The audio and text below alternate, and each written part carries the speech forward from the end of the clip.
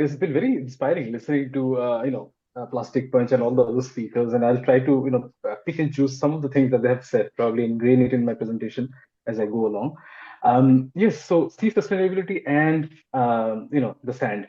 That's the idea, and like you had put it, Professor, that behavior is one of the biggest concerns. So I'll just focus on the behavior aspect, and I'll try to answer the three questions that you had sent across to me. So, what? So I'll begin with the first question: is nudging possible? So I'll try to answer that question by answering what is nudging and why it works. Perhaps to say when it works. So when we force people to do certain things, usually when that force is taken off, people retrace back to their original behavior. Nudge usually works against that principle. It does not force people to do anything by, either reducing their choices or incentivizing for acting in a certain way, or even penalizing them for not doing it. So that's what Richard Thaler, who won the Nobel Prize, I think, in 2015, he wrote a book, and the word nudge was also coined by him. This is his definition: influencing behavior by subtly altering environment. When I saw Richmond with that, people punching the fish bag and people signing on a poster. These are all a part of confirm. When people take a step, say that I'm punching the garbage. They're ingraining this inside themselves. It's also a type of very subtle nudge called commitment bias. We kind of commit to something, and then that kind of comes back into our minds when we are doing something in opposition to what we had previously committed. So these are all very interesting things that can be done. So let me just give an example of what I mean. So let's look at. So I said that we are not going to take out any options. At the same time, we are going to, help people make the right choice. Right now, I'll show you an example of helping people make the wrong choice. Let me begin by that. So let's think of about it. There's two choices. There's a small popcorn, there's large popcorn. We are in this movie hall, and we have to pick one. The small is $3, the large is $7.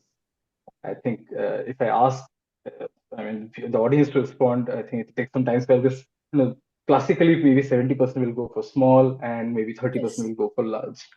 Maybe that is the case. Now, of course, the vendor wants you to buy the larger one. So what can he do? He can do a bunch of things. One of the things is this. He can add a decoy and say a medium size is $6. Now people are looking at, small $3, medium $6, large $7, which means I'm going, if I have to go just size one up from 6 to 7, 7 looks really a good option. People are comparing the $7 option to the $6 option, and they say, oh, 7 looks really good. So the presence of the center, the decoy option, does not, no one buys the decoy. But what it does, it pushes people from the small to large. This is what is meant by choice architecture. By introducing options in the environment, we can guide your choices. This is, of course, a very terrible example, and we will notice this fast food chains do this when they provide you with the crisps and chips options, and you can go for the larger size at maybe a 50 pen, maybe a 10 rupees extra we can pay, and then we can go to the larger size. Um, they have used it. So the idea is, this is, of course, the BJ Fogg's model. He is a Stanford professor who works closely with nudging and prompting, and he says that there are times when prompts work and there are times when they don't work. Simply when people are not capable of doing something. Let's say I'm not capable of setting aside $1,000 per month for my pension fund. I will not be able to, I will not, no amount of nudge or prompting can actually get me to save 1,000 simply because I'm not capable. It's hard to do. I'm not high on ability. But let's say uh, I have the money. I'm just not saving it because I've not gotten around to doing it, or I'm not sure which investment plan to go to. That is when nudges can help me out. So it's very important to understand that behavioral change and nudges can work under only certain circumstances, which is people are able, and at least there is some sort of even if there is low motivation, it can be made to work. Okay. So now quickly, that was just a quick introduction about what I'm going to say. So now let's quickly.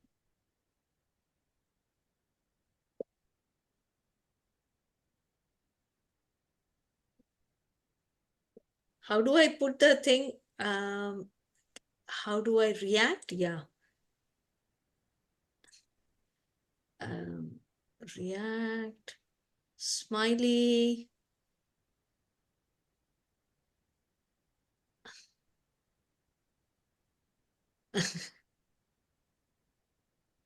Stayed in bed, of course. I don't know how to do this. But I think this is a this is a usual, especially the second one. Okay. I think I got a lot of responses. Coincidentally, as just as we were giving the responses, I kind of got cut out. Oh, I see. You got a lot of responses. Most of us, many of us have habits we want to follow, or habits we want to kick. Sorry, Shama, Beautiful. I can neither confirm nor deny. Yeah, yes. And Yeah, this please. is very, very common. I mean, this is very, so why does this happen? Like, as human beings, we are good at doing things that we don't plan to, all the time. Like the first example, we're even better at not doing things that we plan to do. So this is the challenge. We call it the action Okay, intention gap often. So I love that.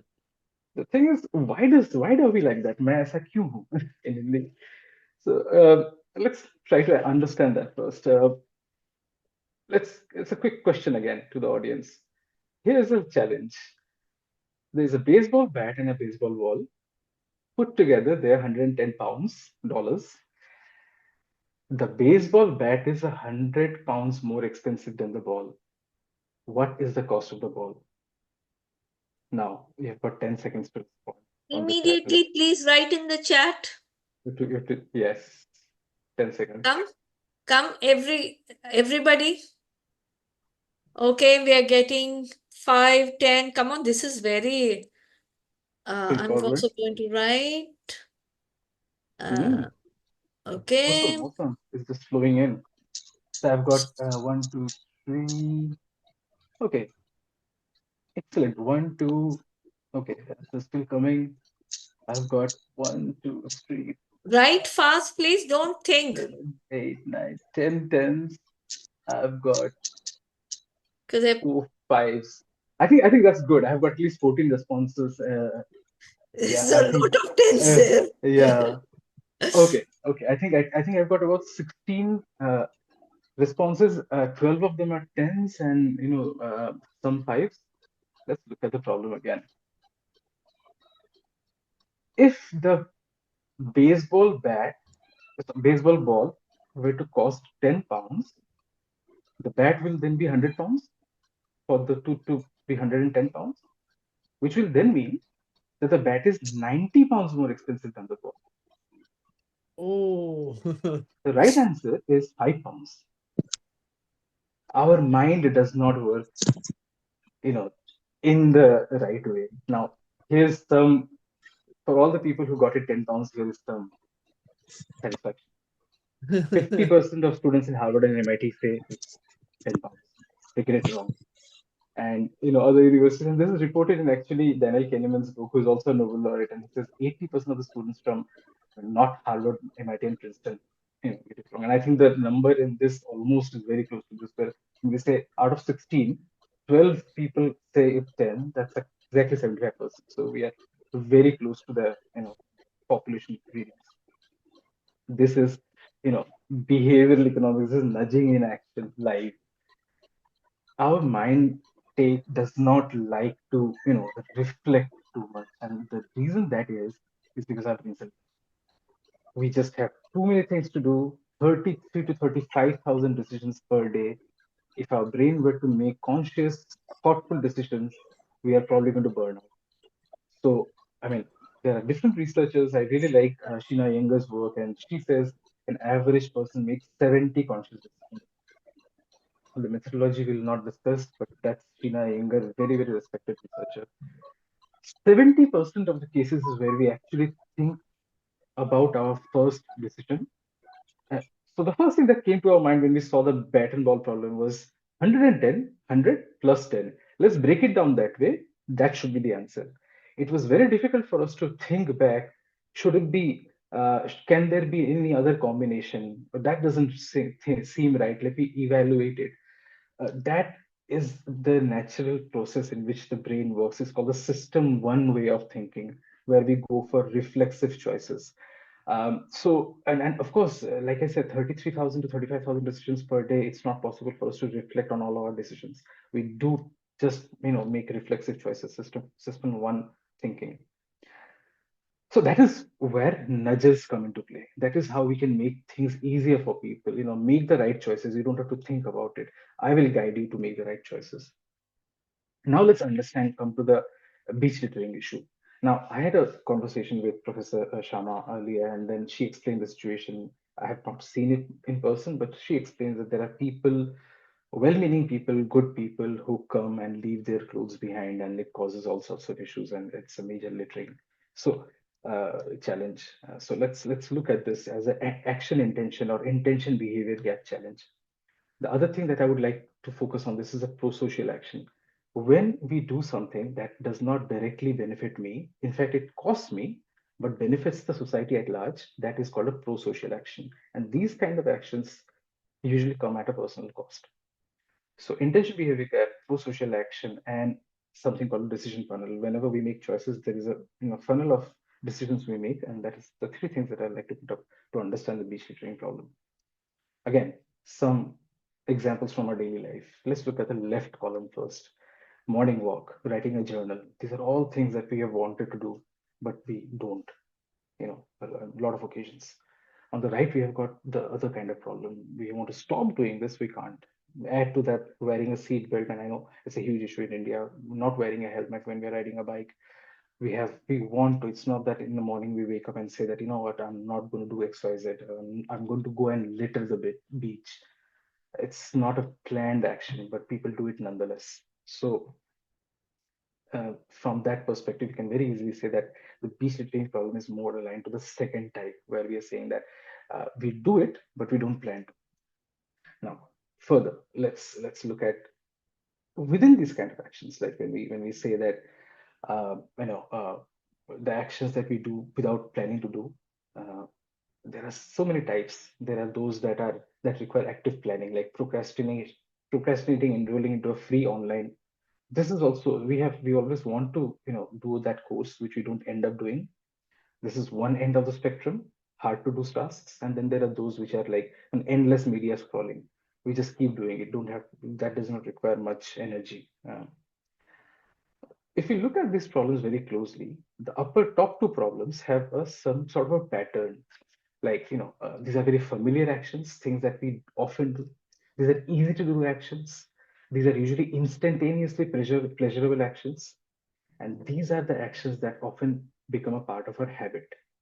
In fact, if we look at the beach littering problem, it's very similar to the top two problems. Like, it's easy to do. People can just leave your clothes behind, no questions asked. Probably people who have done this have done it previously, so they have their own past experience. They also see others doing it, so they have the external cues in place. It's pleasurable in the sense that the idea of getting rid of your existing clothes after taking that bath is almost like saying, oh, I'm freshening up, my soul is freshening up.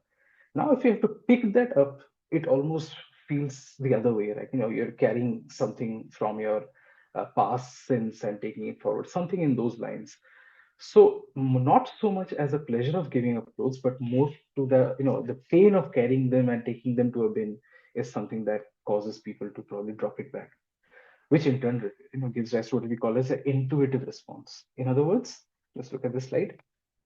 When we think of the beach littering problem, people have done it, so it's extremely familiar. People see others do it, so it's extremely familiar.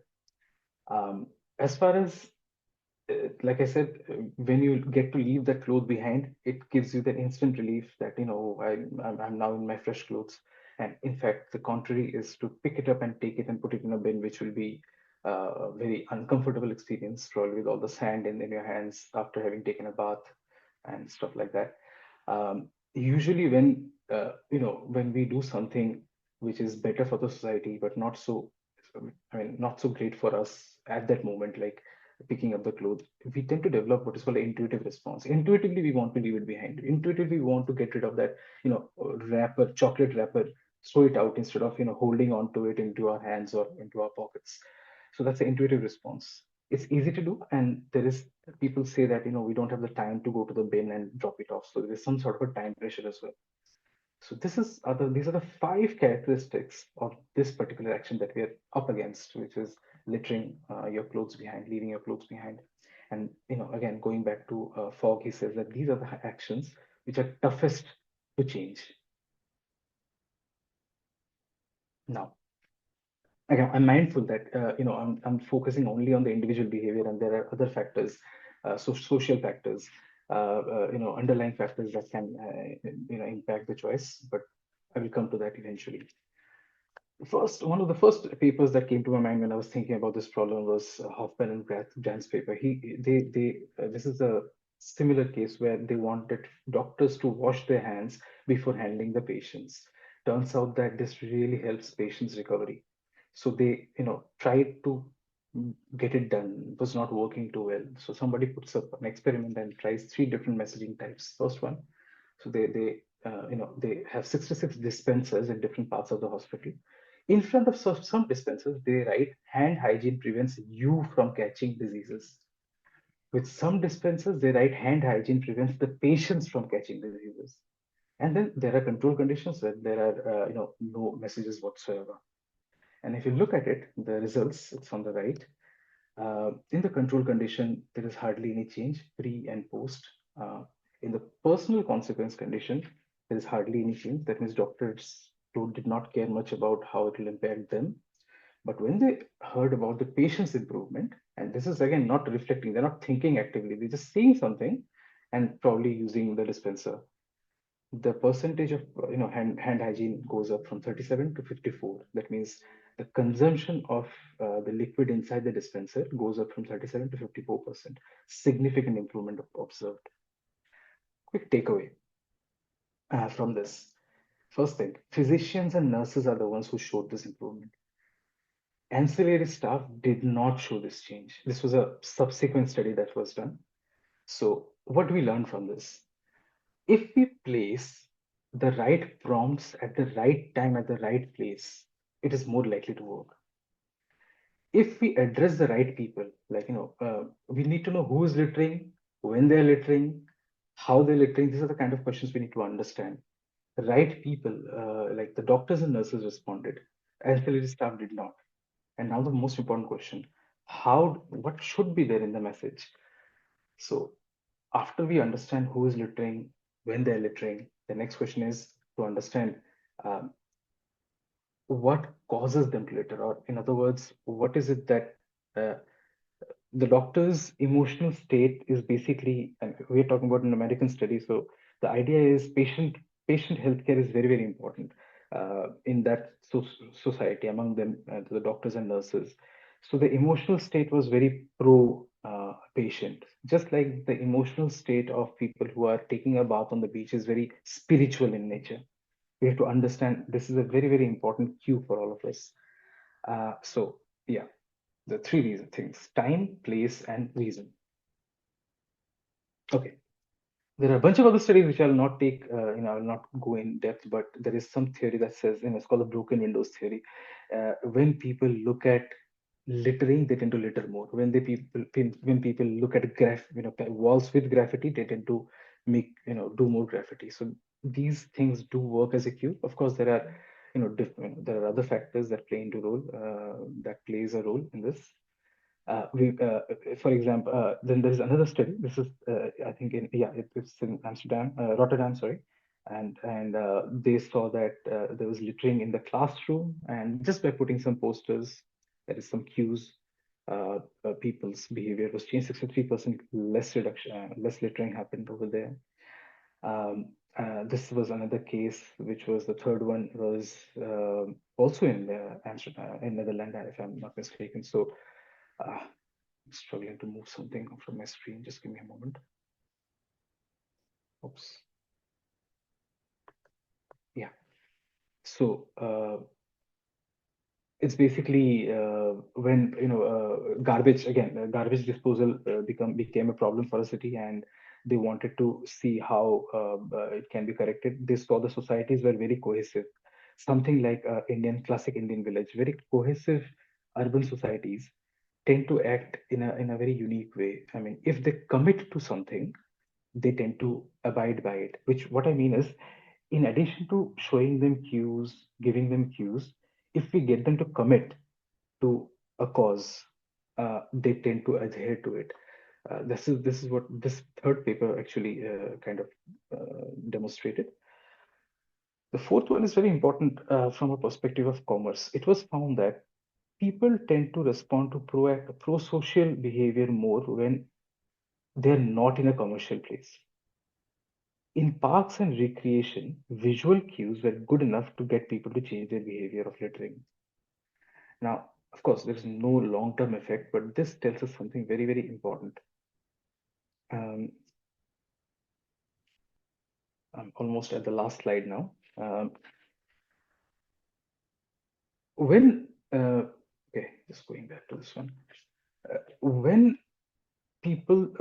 people are cued in with money, they become selfish. They think about themselves more. This has been found in some other research as well. So whenever we put some commercial transactions in a place, that place is likely to get dirtier. People are likely to act in more self-centric way. This is a general cue that works across societies. So the last question that we're trying to address over here is, what is likely to work and not likely to work? Um, First thing is, remember this nudge. There are some things that I've suggested here. These are mainly for field experiments. It's a very high chance that lots of it will not work out the way we think it will, because in the field there are so many other variables playing a role. These suggestions are primarily directed towards the repeat local visitors. If there are tourists, these cues are not likely to work. So we are looking at the problem of the local nearby villagers who can tend to repeatedly come for these rituals and leave their clothes behind. This is for those targeted to those that audience. Okay, so again, on the left, what you see is actually Wendel's model. So Wendell says that all decisions go through these create framework: cue, react, evaluation, ability, and time. We can get people to act differently by working on these 5 components of their behavior. So let's talk about one of them: cues.